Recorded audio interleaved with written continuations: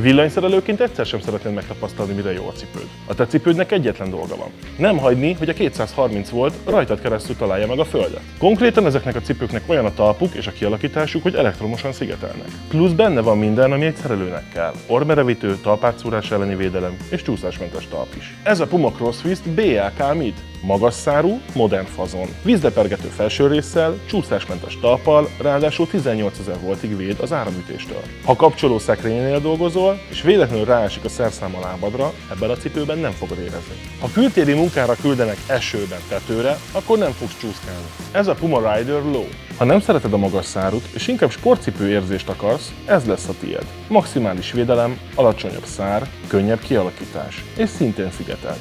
Nyári melóra tökéletes. És hogyha az ár is fő szempont, akkor a Puma Touring Blue Low bombáron van most az webshopon a készlet erejéig.